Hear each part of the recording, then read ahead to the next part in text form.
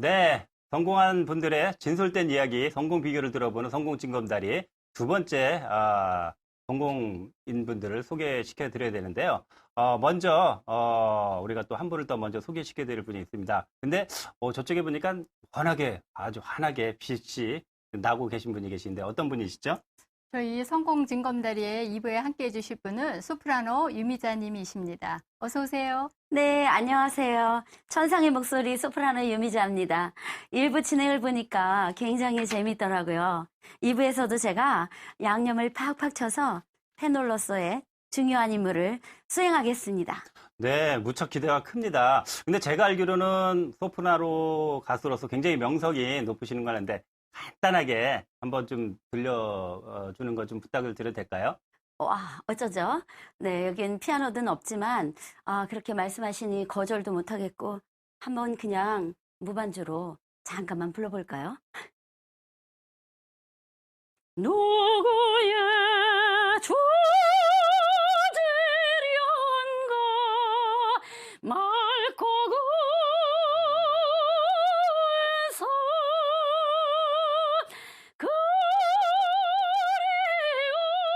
아이고, 대단하십니다. 예. 오늘 활약 기대해 보겠습니다. 자, 두 번째 출연자 우선 먼저 화면으로 볼까요?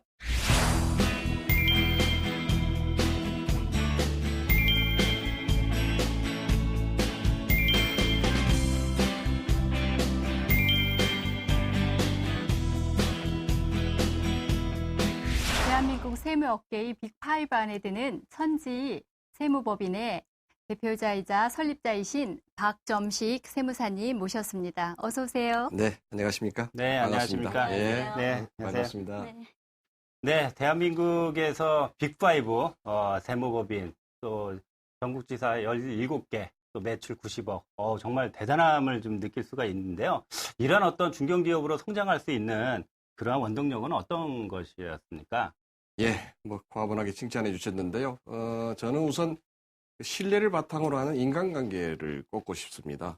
뭐 그것은 우리 직원 상호 간의, 임직원 상호 간의 문제라든지 또는 고객과의 관계에 있어서 신뢰가 바탕에 깔리지 않으면은 그런 관계 유지하고 또 회사가 지속 경영하는데 굉장히 어려움이 있다고 봐지고요. 아마 저희 회사가 그동안에 성장할 수 있었던 것은 그런 배경이 깔려 있다고 봅니다. 특히나 요즘은 이제 소통과 공감이라고 하는 뭐 이런 그 화두가 많이 이제 떠오르고 있잖아요. 그래서 우리 업무도 마찬가지로 IT의 발달과 더불어서 이제는 인간관계, 특히 어떻게 서로 그 관계를 맺느냐 이런 것들이 가장 중요한 덕목이어서 여기에 특별히 신경을 쓰고 있고 그런 것들이 발전의 원동력이 되지 않았나 저는 그렇게 생각을 하고 있습니다. 아, 그러시군요. 딱딱하기만 한 세무업계에서 소통과 공감이라는 걸 강조하시는 게 무척 인상적인데요. 특히 천지 세무법인에는 대표의 방이 없다라고 네. 이게 유명한데요. 이것도 소통과 공감에 관련된다고 생각해도 되는지요? 그렇습니다. 이제 그 방을 없애는 것은 저희들 방만 없는 것이 아니고 직원들도 자기 책상이 없습니다. 이거는 이제 잘 아시겠지만은 스마트 워킹이 가능하도록 하는 환경을 만들어준 건데요. 자, 스마트 워킹이라고 하는 것은 시간과 장소에 구애받지 않고 언제 어디서든지 일을 할 수 있는 이런 시스템인데요. 이게 이제 IT가 발달했기 때문에 가능한 것이고요. 자, 그래서 그걸 구체적으로 들여다보면은 과거에는 자기 사무실에 자기 책상에 앉아서만 일을 할 수 있다 이런 개념이었는데 이제는 자기 집에서도 할 수 있고 또 거래처에 나가서 고객의 회사에 가서도 직접 일을 할 수가 있고 또는 뭐 심지어는 PC방에 앉아서도 일을 할 수 있는 이런 환경이 되어진 거죠. 그래서 이제 그런 것들을 통해서 고객과 조금 더 밀접하게 관계를 맺게 되고 거기서 이제 서로 공감과 소통을 확대시켜 나가는 이런 의미가 있다라고 설명을 드릴 수가 있겠습니다. 네, 굉장히 그 파격적인 업무 시스템인 것 같은데요. 이제는 우리 박 회장님의 좀 인생 키워드, 또 성공한 키워드를 좀 공개를 해야 될 것 같습니다. 미자 씨 좀 준비되셨죠? 네, 준비됐습니다. 네. 우리 박점식 회장님의 인생 키워드. 첫 번째는 과연 무엇일까요? 썬데이 서울.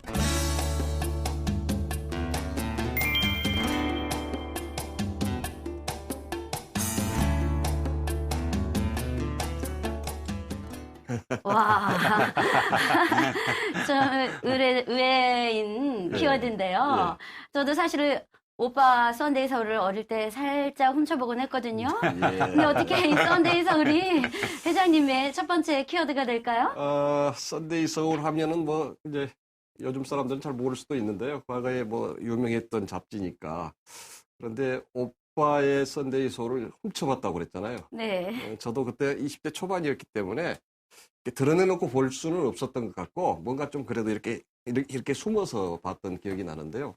그런데 그 잡지 속에 정말로 놀라운 기사가 실려 있었어요. 제 평생 직업으로 삼고 있는 세무사라고 하는 직업을 소개하고 있었습니다. 거기서 어떻게 소개를 하고 있었는가 하니 고등학교 고졸자로서 유망한 직종 중에 하나가 세무사라고 소개를 하고 있었고요. 고졸생으로서 사회적으로 성공한 분을 소개하고 있었는데 그 대표적인 분이 한국일보를 창간하신 장경 회장님을 소개하고 계셨거든요. 거기 보면 이제 그분이 그 설린상고를 졸업하고 그렇게 엄청난 그 지혜까지 오르시고 성공을 이루신 분인데 제가 이제 그걸 보고 아, 나도 세무사가 한번 되어볼까? 이런 생각을 최초로 하게 됐고 그것이 저의 평생 직업이 될 줄은 저는 사실은 그때까지만 하더라도 몰랐던 거죠. 네. 결정적으로 이 세무사의 길을 뭐 걷게 된 동기가 뭐 네. 어떤 분들이 뭐 추천을 했다는 얘기를 제가 좀 간접적으로 좀 네. 들은 적이 있는데 예. 맞으시는가요? 맞습니다. 아. 그러니까 세무사가라고 하는 직업이 있다는 것은 그때 썬데이 서울을 통해서 최초로 알게 됐고요. 그리고 나서 이제 구체적으로는 제가 회사 생활을 할 때 저희 회사의 관할 세무서의 담당 직원이셨던 공무원입니다. 박내춘 세무사님이라고요. 그 당시 이제 그 직원이었는데 왔다 갔다 하면서 서로 안면은 익히고 있었죠. 그런데 어느 날 갑자기 오셔서 저에게 차 한잔 하자고 권해요. 그래서 그럽시다 하고 가서 차를 한잔 하는데 당신 여기서 평생 가장 출세하면 뭐까지 올라갈 수 있어요? 딱 물어보는 거예요. 상무까지 될 수 있을까요? 상무가 그게 인생의 목표가 너무 적지 않습니까? 이렇게 물어보는 겁니다. 그래서 이분이 참 엉뚱한 분이다 이렇게 생각하고 있었더니 저에게 자기 얘기를 합니다. 자기가 공무원 하다가 이제 세무사 시험 합격을 해서 별도로 이제 개업을 하려고 하는데 나를 와서 좀 도와주고 대신 당신도 세무사 시험 준비를 해서 세무사가 됐으면 좋겠다. 이런 추천을 했고요. 그 이후에 이분께서 저에게 올심양면으로 참 많은 도움을 주셔서 제가 합격을 하고 그리고 또 10년 동안 합격가 나서 10년 동안 그분 밑에서 보좌를 했던 그런 경험이 있습니다. 아, 그러셨군요. 지금은 그 박내춘 세무사님이 무척 고마우시겠어요? 정말 잊지 못할 뿐이죠. 제 인생에 있어서. 제가 참 어려워서 조금 비틀거릴 때도 늘 저를 끝까지 신뢰해 주시고 바로잡아 주신 분이기 때문에 잊을 수가 없는 분이죠. 성공하신 분들 곁에는 이렇게 훌륭하게 밑거름이 되어주시는 분들이 계신 것 같아요. 두 분은 어떠세요? 그런 분들이 계신가요? 글쎄요, 저는 아직 성공하지 않아서. 언젠가 나타나시겠죠, 뭐. 네. 예. 이제 두 번째 키워드를 또 말씀해 주시죠, 미자 씨. 네. 예. 박점식 회장님의 두 번째 키워드 궁금하시죠? 성공 키워드 바로 감사입니다.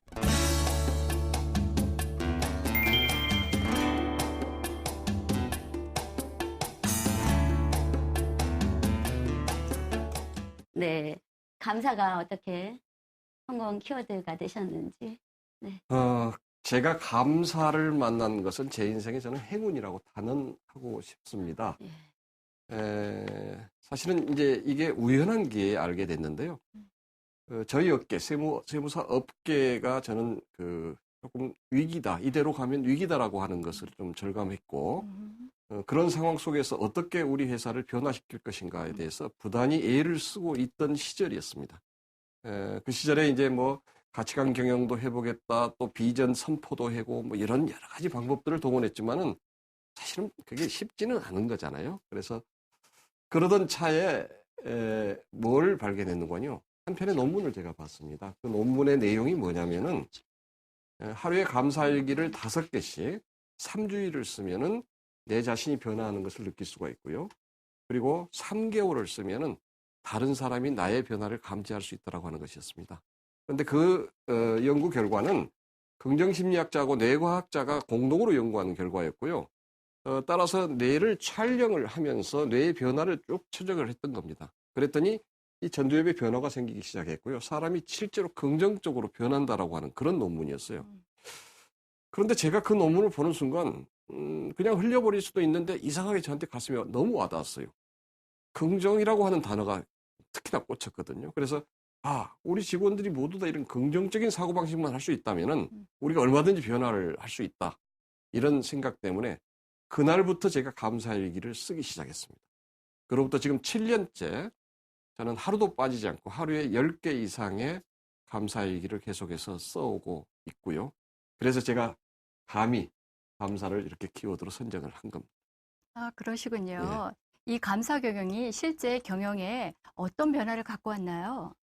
엄청난 변화죠. 사실은 이제 내부에 있는 사람들은 스스로의 변화를 이렇게 좀 무지잖아요. 근데 외부에서 바라보면은 그걸 바로바로 감지할 수 있는데요.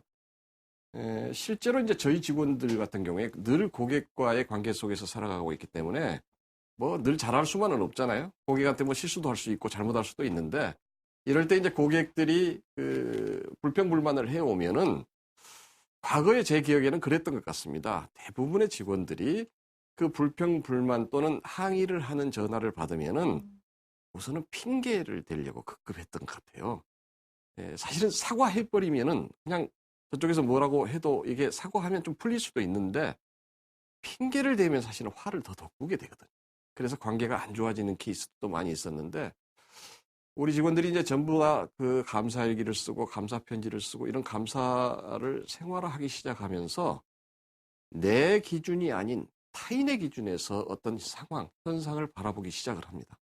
따라서 이제 우리 고객들이 항의를 해올 때 과거에는 내 입장에서 어떻게든지 이걸 방어하려고 했던 것이 이제는 그 사람의 입장에서 보면은 분명히 화가 날 수도 있겠고 이런 것들을 이해하기 시작하고 몇 년 전에 제가 우리 직원들이 워크숍에서 그런 행사를 한 적이 있습니다.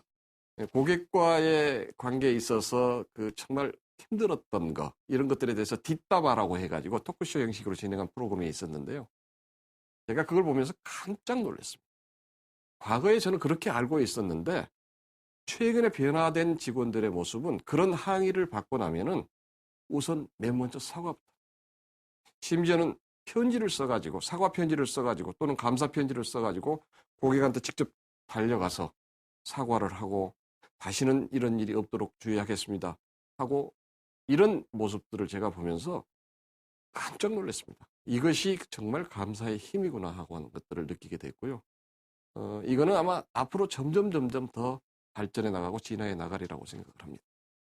네, 감사의 어떤 그 결과에 그 결과치가 가장 큰 영향을 끼친 것 같습니다. 그리고 그 박 회장님이 그 소중히 여기시는 그 물건이 하나 있다던데 미자 씨 뭐 준비하셨나요? 네. 제가 정말 소중한 책을 한 권 소개해드리겠습니다. 박점식 회장님께서 쓰신 책인데요. 어머니 천통에 붙이지 않는 편지들, 감사의 편지들이죠. 네. 네, 정말 놀랐는데요. 이게 어떤 내용들이 들어있나요? 제가 어머니께 편지, 천통의 편지를 쓴 겁니다. 그것에 일부 이제 편집해서 책으로 이제 출판되게 된 건데요. 제가 어머니께 천통의 편지를 쓸 수 있었던 계기가 있습니다. 아까 이제 저희 회사 직원들하고 함께 이제 감사 쓰기 운동을 시작을 했는데요. 직원들이 감사일기도 쓰고 또 자기 부모님이나 또는 배우자에게 대해서 100가지 감사 편지도 쓰고 더 나아가서 이제 제가 욕심을 부렸죠. 고객에 대해서도 한 100가지 감사 편지를 한번 써서 봐라. 이렇게 이제 권했는데 사실은 제가 권하면서도 그건 굉장히 어려운 일이거든요. 그래서 제가 그렇게 큰 기대는 하지 않았습니다. 그런데 정말 놀랍게도 그 100감사, 고객에 대한 100감사 편지를 다 썼어요. 그래서 감사 나눔 신문이라고 있는데요. 그 감사 나눔 신문에 우리 직원들의 그 고객에 대한 100감사가 1년 반 동안 연재도 됐고요. 그 100감사를 써가지고 액자에 예쁘게 담아서 고객에게 선물을 드렸거든요. 감동이겠죠. 그런데 저는 거기서 이제 정말로 우리 직원들한테 감사함을 느끼면서 한편으로는 야, 이 친구들이 고객에 대해서 저렇게 백감사를 쓰는데 저는 어머니한테 천감사를 쓰는 것은 아무 문제도 없겠다. 그냥 쉽게 쓸 수 있겠다라는 생각이 들었습니다. 그래서 바로 도전하기로 작정을 했죠. 그런데 그렇게 만만치는 않았습니다. 네. 네. 말이 그렇지. 음. 이렇게 1000통의 편지를 쓴다는 것이 결코 쉬운 일이 아니었을 텐데 말이죠. 네, 네. 그래서 어쨌든 저는 이제 되게 제가 어떤 그 어려운 일을 하려고 할 때 제 의지가 그렇게 강한 사람이 못 되거든요. 그래서 이제 써먹는 방법이 있습니다. 미리 소문내는 방법입니다. 예. 미리 주변에 널리 소문을 내기 시작합니다. 자, 네. 저는 천감사를 쓰겠다. 그리고 나서 이제 쓰기 시작했는데 사실 200개까지는 그냥 쉽게 썼어요. 그동안에 제가 이제 훈련해온 것들이 있기 때문에 그 200개를 쓰고 나서 정말로 완전 고갈이 됐습니다. 더 이상은 하나도 생각이 안 나는 거예요. 그래서 뭐 마지막 비상수단으로 도저히 뭐 평소에 제가 할 일 다 하면서는 도저히 쓸 수 없겠다 싶어가지고 모든 저녁 약속을 다 이제 파기를 하고 집에 일찍 퇴근해서 9시에 취침을 합니다. 그리고 3시에 기상을 해서 9시, 3시 이 취침 시간을 이렇게 만들었습니다. 그래서 3시에 일어나면은 명상을 하고 그리고 나서 어머니하고 있었던 과거의 일들을 회상하기 시작합니다. 추억 여행을 이제 시작한 거죠.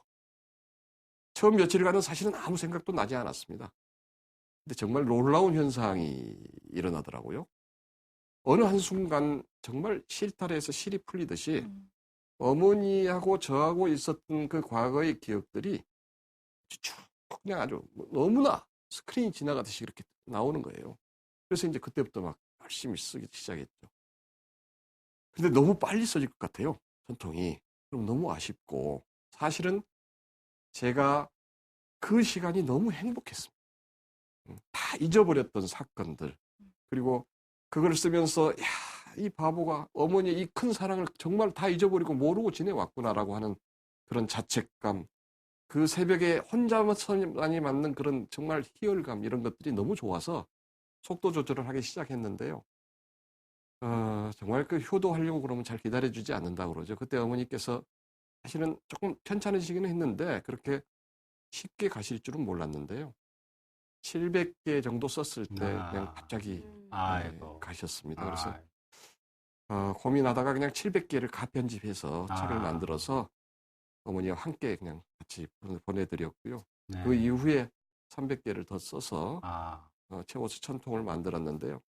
그것도 어쩌면 어머니가 저한테 주신 선물이라고 생각이 되는 게 어머니가 살아 계실 때 썼던 감사편지와 돌아가시고 난 후에 300개의 감사편지는 또 차원이 달랐습니다. 네. 어머니라는 존재는 아무것을 말씀도 못 하셔도 살아있다는 존재 가치만으로도 어마어마하다는 것을 느꼈거든요.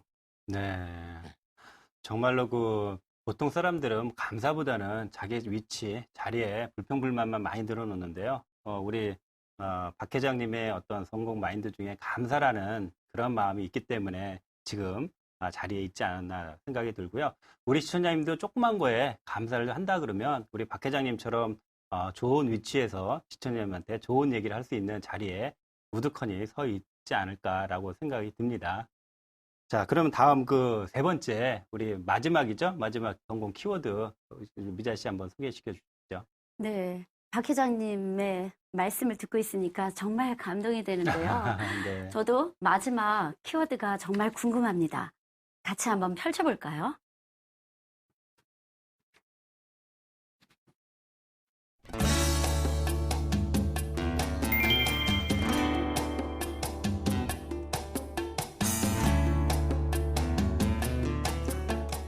기부. 감사라는 단어와도 네. 일맥상통하는 것 같은데요. 어떤 내용인지 궁금합니다. 예, 뭐 부끄럽습니다. 사실은 기부라고 하는 거, 뭐 좋은 일은 오른손이 하는 거 왼손이 모르게 한다, 뭐 이런 얘기도 있는데 저는 그 생각을 조금 이렇게 바꾸었습니다. 사실은 우리 사회에 굉장히 많이 필요한 부분이기 때문에 뭔가 그 미처 참여하지 못한 사람들에게도 뭔가 자극을 주고 동기부여를 해줄 수 있다라고 하는 그런 차원도 있다라고 생각하기 때문에 자랑스럽게 얘기할 수도 있다라고 저는 생각을 하고 있고요. 감사와 기부는 물론 일맥상통하기도 하죠. 근데 이제 제가 기부 행위를 시작할 때 뭐 그렇게 오래된 것은 아니고 그렇게 뭐 많은 것을 하는 것도 아닙니다만은 너무나 사실은 제가 해보니까 너무나 좋았고요. 제가 이 세상을 다 얻은 것보다 더 많은 것을 얻은 것 같은 그런 생각이 듭니다. 그래서 내가 준 것보다 훨씬 많은 것을 얻는데 이걸 왜 과거에는 몰랐을까? 그런데 이것조차도 제가 아까 어머니 청감사를 쓰면서 다시 떠오르게 된 건데 뭐 제가 그냥 무슨 마음이 좋아서 마음이 착해서 뭐 이런 게 아니고요.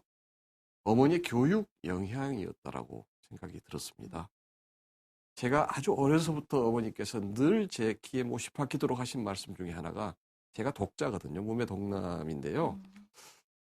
너는 애로우니까 항상 많은 사람들과 정말 인간관계를 잘하고 지내라. 그리고 이웃의 어려운 사람들을 정말 모른 체 하지 말고 돌보고 살아라. 이런 말씀들을 늘 해오셨거든요. 그래서 그런지 나중에 제가 성인이 돼서 실제로 뭔가 그런 일이 있을 때 제가 처음에는 뭐 기부할 수 있는 여력도 아니었고 뭐 그런 생각도 못하고 있을 때조차도 뭔가 마음에 늘 빚이 있는 것 같았습니다. 그래서 이 빚을 언제 갚을까 늘 생각해 오다가 정말 좋은 기회가 있어서 시작을 하게 됐고 또 그 시작이 되니까 점점 이게 이제 부풀어지더라고요.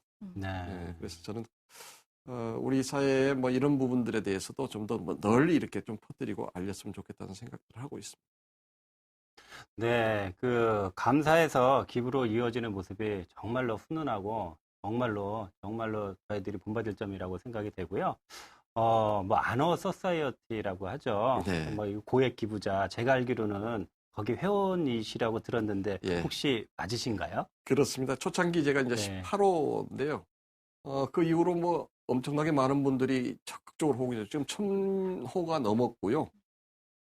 사실 이제 그 아너 소사이어티 모임의 성격이 아까 제가 말씀드린 것처럼 이렇게 널리 알리자라고 하는 그런 의미를 가지고 있어서 언론과 사회복지공동모금회가 이렇게 합동으로 이 사회에 그런 것들이 있다라고 하는 걸 널리 알리고 있어서 그냥 괜히 소문이 무성해져서요. 어떨 땐 부끄럽기도 하고 그렇습니다. 박 회장님, 행복 나눔 125도 있다고 하는데 그게 네. 무엇인가요? 예, 사단법인 행복나눔 125라고 하는 단체가 있습니다. 제가 이제 감사 운동을 한다라고 그랬는데요. 그 감사하고는 조금 다른 의미의 그 사단법인에 제가 감사를 맡고 있습니다. 저는 감사, 이게 뗄 수 없는 관계인 것 같습니다만은 거기에서 이제 행복나눔 1이라고 하는 것은 1일 1선이고요. 2라고 하는 것은 1월 2독입니다. 한 달에 2권의 책을 읽어라. 그리고 5는 1일 5감입니다. 하루에 5개 이상의 감사 일기를 써라. 이런 얘기고 이 1, 2, 5가 합해지면은 우리 인간은 행복할 수 있다. 그래서 이런 행복의 여러 가지 실천 방안들을 널리 홍보하고 알리고 특히 그 단체에서는 이제 그 교도소와 군부대에 이런 운동을 계속해서 확산시키고 있어서 우리 사회에 좀 어둡거나 여러 가지 문제가 있었던 그런 단체나 이런 데들도 너무나 많은 효과들을 보고 있다고 하고 있습니다. 감사와 기부를 통해 새로운 세상을 꿈꾸고 계시는 박점식 회장님이신데요. 그러면 앞으로 회사를 향한 목표나 네. 인생에 대한 목표가 있다면 무엇인가요? 인생은 사실은 그 더불어 행복하게 사는 것이라고 저는 생각을 하고 있고요. 특히 이제 저를 중심으로 저희 가족들 함께 행복하게 살았으면 좋겠다. 그리고 저와 인연을 맺고 있는 저희 회사 직원들, 또 저의 친지 동료들 다 함께 행복한 길로 제가 조금이라도 도움이 될 수 있다라고 한다면 그런 길에 제가 앞장설 수 있다면 하는 것이 제 바람이고요. 회사 쪽에서는 사실은 이제 우리 직원들이 가장 행복해하는 회사를 만드는 것이 저는 제 일의 목표입니다. 직원들이 자부심을 느낄 수 있는 회사, 즐겁게 회사에 출근할 수 있는 회사. 그래서 사실 쉽지 않잖아요. 네. 그런데 목표 가지고 그렇게 하려고 하고 있고요. 결국은 그것이 직원들이 즐거워지면 사실은 신나서 일하면 돈 훨씬 더 잘 벌잖아요. 네. 다 이것이 선순환이 되리라고 생각을 하고 있고요. 그렇다면은 저희 기업도 사실은 계속해서 지속 가능한 그런 회사로 남아있지 않을까, 행복한 회사로 남아있지 않을까 이런 생각을 해봅니다. 네, 우리 박 회장님 말씀을 들어보니까요. 반드시 그렇게 되리라고 믿어 의심치 않습니다. 감사합니다. 네. 마지막으로 우리 그 박 회장님 뭐 인생 키워드 3가지 이제 말씀을 주셨는데요. 이것보다도 더 그동안에 성공을 하시면서 마음속에 가지고 계신 뭐 좌우명이라든가 명언이 있다면 예. 뭐 시청자님들한테 한번 좋은 말씀을 한번 좀 얘기를 해주시죠. 예, 저는 뭐 그동안에 몇 번 바뀌었습니다. 그런데 최근에는 완전히 꽂혀 있는 게요. 감사입니다. 그래서 감사는 행복이다. 그리고 감사는 기적이다. 저는 이 말씀을 꼭 전해드리고 싶고요. 감사를 늘 생활화해서 감사 쓰기, 감사를 감사합니다고 말하기, 이런 감사 쓰기를, 이런 것들을 생활화해서 내 내면에 체질화를 시킨다고 한다면은 스스로 행복해질 수밖에 없거든요. 저는 이런 감사를 내가 만날 수 있었다는 것에 대해서 너무나 행운하라고 생각하고 있고 널리 여러분들과 함께 공유하고 싶습니다. 감사합니다. 이렇게 귀한 시간 내서 저희의 성공증검대회에 나오셔서 감사 경험과 기부에 대해서 고견 들려주셔서 감사합니다. 그리고 윤활유 역할 해주신 유미자님 고맙습니다.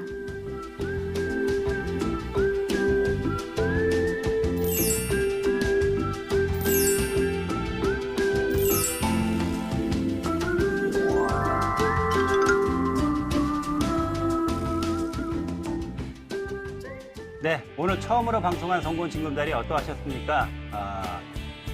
성공한 분들의 진솔된 이야기 참으로 많은 공감대이 형성이 되고요. 시청자님들한테 많은 도움이 되리라고 판단이 됩니다. 우리 서연 씨는 어떠셨는지요?